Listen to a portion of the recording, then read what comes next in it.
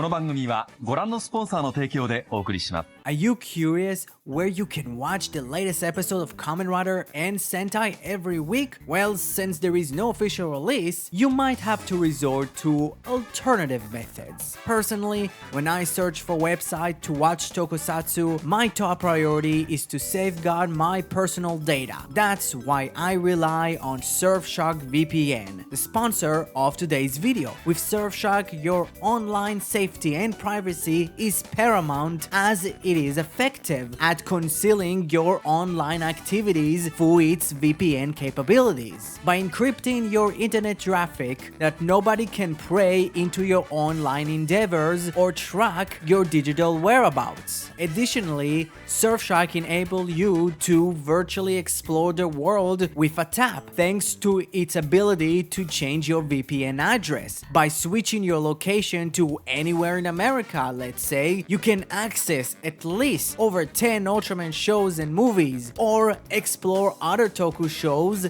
available on Tokusatsu. You can poke around at the Japanese premium Bandai page and discover a captivating array of expensive children's toys. I highly recommend getting Surfshark VPN today, as it comes with an extra 3 months. Simply click the link in the description, and if you are unsatisfied, rest assured there is a 30-day money-back guarantee. So why wait any longer? Take advantage of this fantastic offer and sign up now. It's an incredible opportunity for all of you, my fellow Tokusatsu fans. This episode kind of fully concluded Neon's arc, and to be completely honest, it was actually pretty good.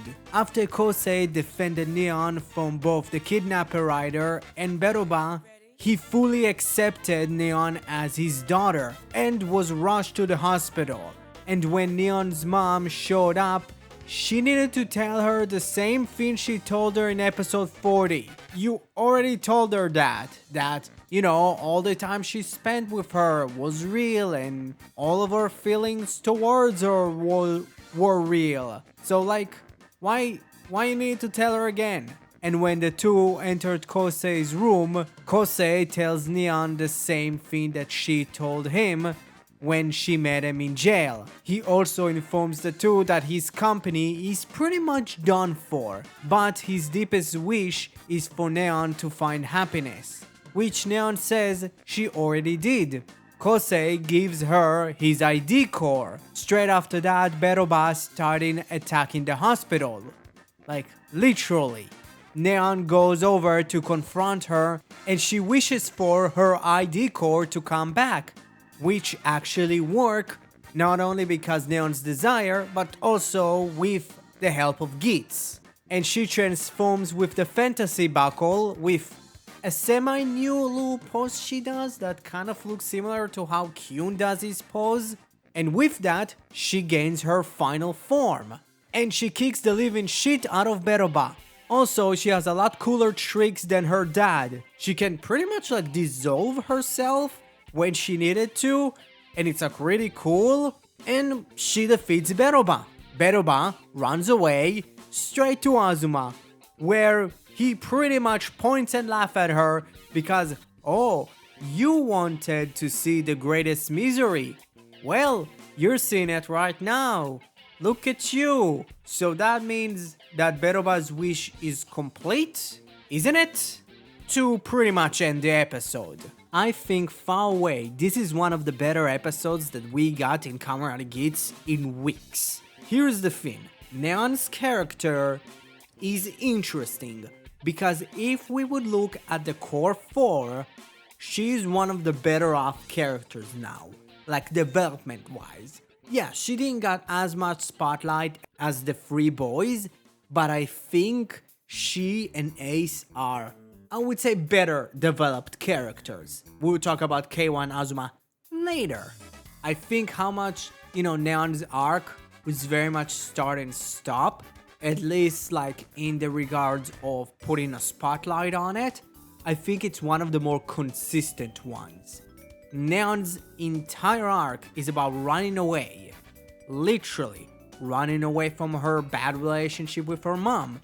Running away now from what she was and trying to make everybody forget who she is. Neon's entire arc was not about actually finding love, it's about not running away and confronting what you have in front of your face. How much I can say Neon is a better developed character than, let's say, Azuma. I still have some problem in her arc, like fully, and that is the lack of spotlight, the lack of time they really gave to Neon as a character. It's like Neon accepting Kosei after years of neglect.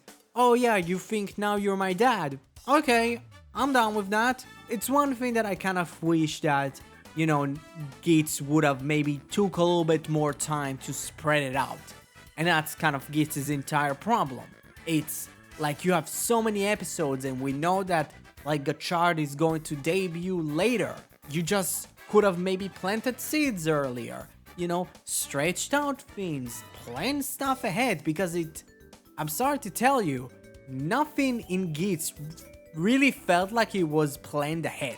Like, it feels very weird. It felt like, oh, this is what we're doing this arc. Okay, they're not thinking overall, but they think like in batches of episodes, pretty much, in batches of arc, and not really try to connect it. It sounds weird, but this is how I kind of feel about Geats. But again, Neon's entire arc was a lot better than what I expected to be. How much Neon as a character isn't strong as, let's say, a Sakura from Revice. She's a lot better than Yuya in 01. So, like, I think Neon's arc is very strong, and I think how much it didn't end as strong as I wanted it to be, it's still good enough. And now if we really want to talk about Neon's quote-unquote final form, she got the damn shaft.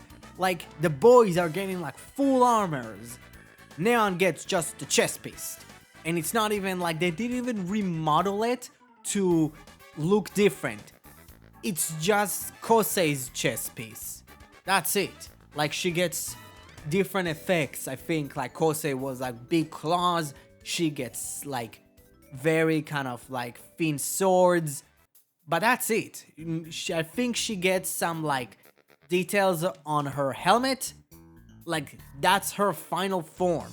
Again, it is a Yura Takahashi show. This is the best you're going to get from him. I'm sorry. But yeah, let's talk about the other characters. Specifically, Keiwa and Azuma. I think that Keiwa and Azuma are in a weird place right now, with Keiwa fully taking over the Rider gang and not giving a shit what his members are doing after learning that Beroba and one of the riders from his gang kidnapped Neon. It just doesn't feel like Keiwa.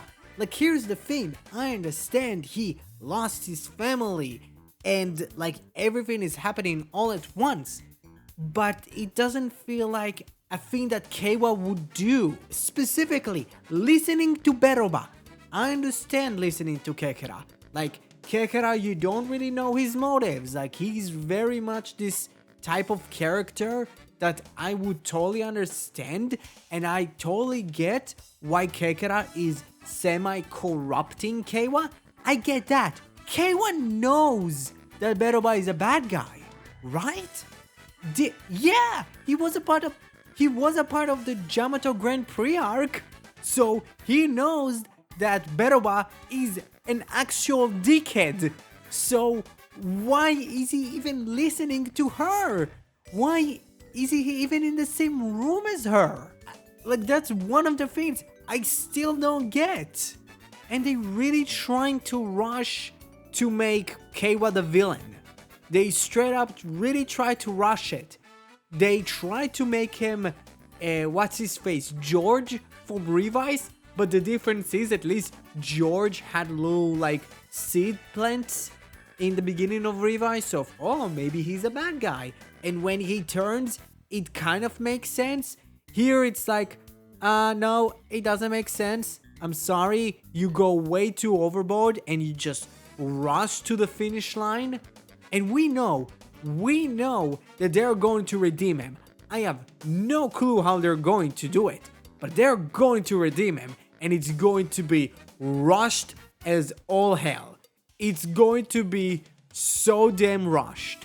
And Azuma kind of gets the same treatment as Keiwa, but the difference is he's literally now the fully secondary rider, aka he's secondary to Geats. He would fight for Geats' behalf. It's so weird because Azuma is such an interesting character and the show gave him a lot, but the problem is how much the show gave him a lot, the show pulled the rug under him so many times. So like he doesn't really got to develop from, you know, being the rival of Ace and hating all the Kamen Rider to dying and returning back to life because of his desire and the amount of usage that he got from the zombie buckle, turning into a Jamato to like the Jamashine Fiend to now. It doesn't really feel like an actual progression. It feels like they started doing something, they stopped, they started doing something, they stopped, they started doing something, they stopped. Nothing really feels like it flows. Tell the truth, Keiwa has some sort of a flow. It's rushed, but Azuma is completely like stop and start, stop and start, stop and start. They start one thing and they stop and they start another thing. It's not the same stop and start that I talked about Neon. It's way more, hey, let's do something. Okay, let's stop that, let's start another thing. And if we're already talking about like Keiwa's new world, right? A world where all of the people that died in the DGP are now back. Let's not forget, Azuma's like, you know, pretty much trigger or the thing that really kept him going of hating the riders, and that is his friend dying. Taro, remember him? He's supposed to be alive and the show doesn't even talk about it. The show doesn't even mention it. You understand what I'm telling you. I feel like the show just forgot about Taro. They forgot about him and they would forget about Genpin, and it's 100% somehow or Tsurumi or Ace are going to redeem Keiwa. Even if it's going to be Azuma, it would not matter. It totally should be Genpin, but it's not going to be. Taro is never going to get even mentioned once because he hasn't been, and we are like in Keiwa's new world for almost like what, 3 episodes, and it's like, oh, we still not even heard a word about it. For goodness sake, like it's like the show doesn't really care about Azuma. And I'm sorry, I don't believe that the show does. If his final form is a completely new suit, it's going to be super weird because like they paid more attention to KY Neon and they got 2 kid bashes. So it would be actually disrespectful for characters that Yuya Takahashi actually at least tried to develop. I don't really get it, but okay, fine. I'm not that interested in Keiwa. I'm slightly interested in Azuma. He has this thing with Daichi that maybe he can somehow make the people that Daichi killed come back, but I'm not sure about it. I don't know. The one thing that I'm kind of happy for is next week, spoiler alert, the pun is back. This is the most excited I've been in months for Geats. I can't believe that he's back. So yeah, what you thought about this week's Kamen Rider Geats? Comment below, let me know. Thank you very much for Surfshark for sponsoring my channel. Subscribe to my channel if you didn't. Thank you very much. Have a great rest of your day.